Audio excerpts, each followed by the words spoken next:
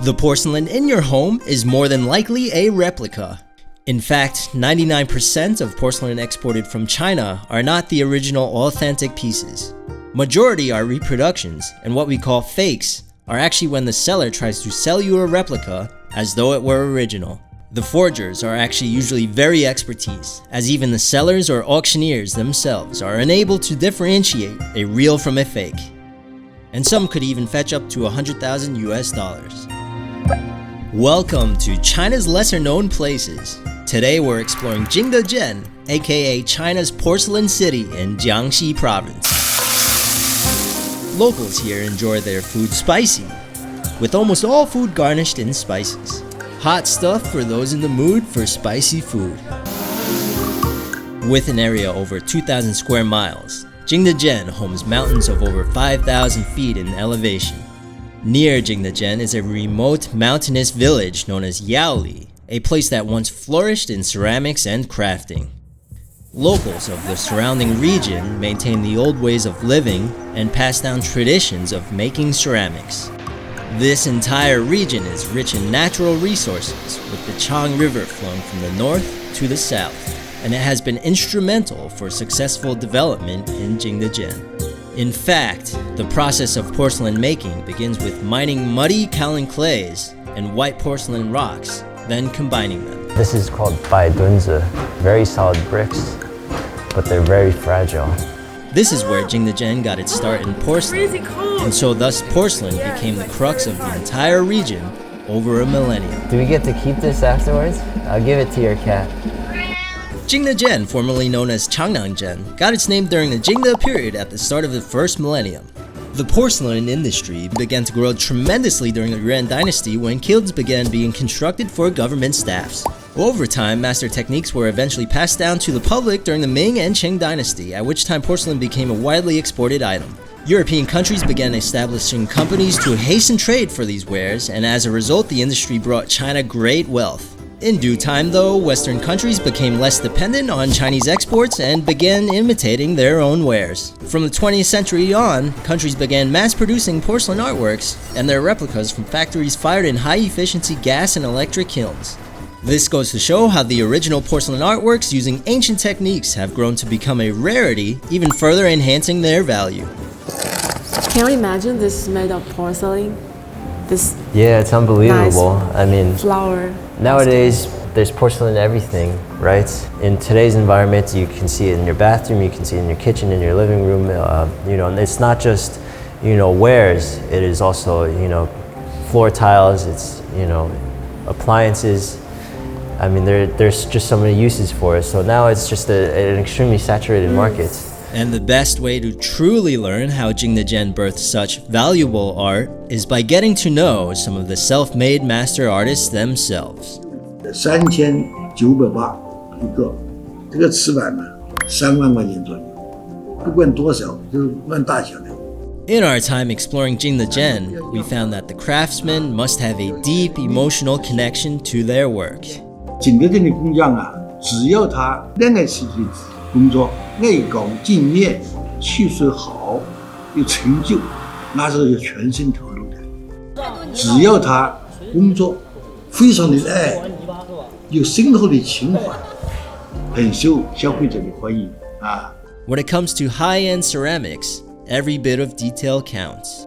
Alright, so right now we're in the imperial kiln, and what this man is doing right here is taking a slab of clay and shaping it. It takes a lot more precision and skill than you might think. It will take usually a person 5 years at least to actually master this skill. Here at the Imperial Kiln, the craftsmen stick to traditional manual methods. Yeah, these guys are the masters. Molding, trimming, painting, and glazing are just a few of the more than dozen steps for making a single finished piece.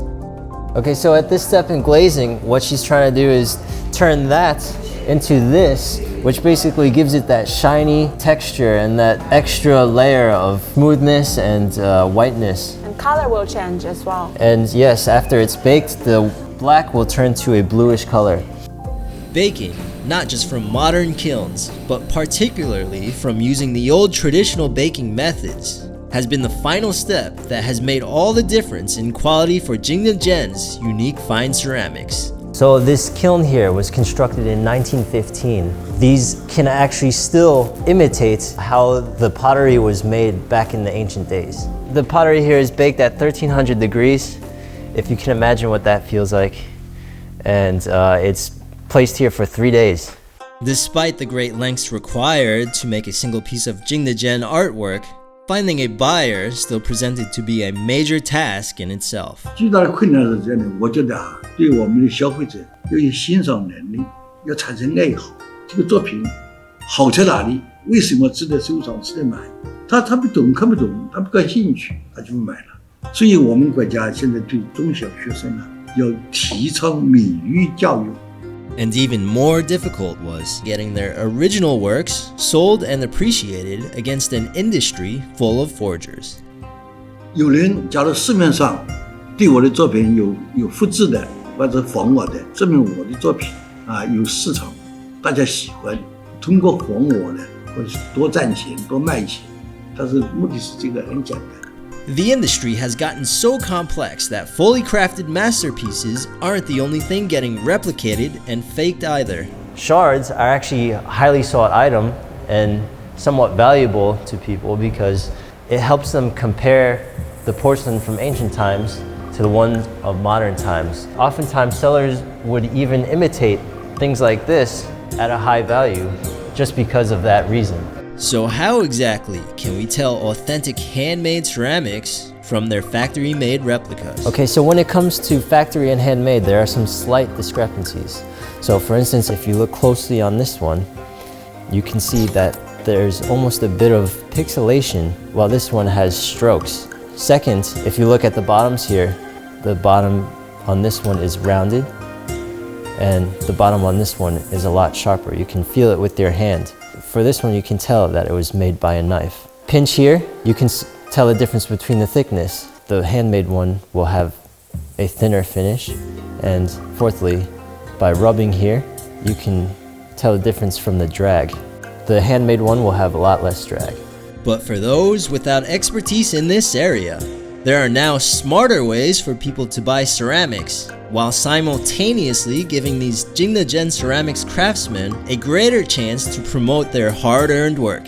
慢一点送原，从原料的选原料、原料的加工、成型手工成型的方法，绘画的技巧，而且这个作品是有收藏的价值、物有所值的，还可以不断的增值升级，对消费者是实实在在的呈现。 With new QR code scanning technology, buyers will be able to see where and when a ceramics item was made and who made it as a means for verification. In these past few minutes, we only managed to cover just a small portion of Jingdezhen. Aside from ceramics, there is far more to know about Jingdezhen's life both in and outside of the city. Its scenic landscapes, rich culture, and delectable treats make it a highly underrated place of value for China's lesser-known places.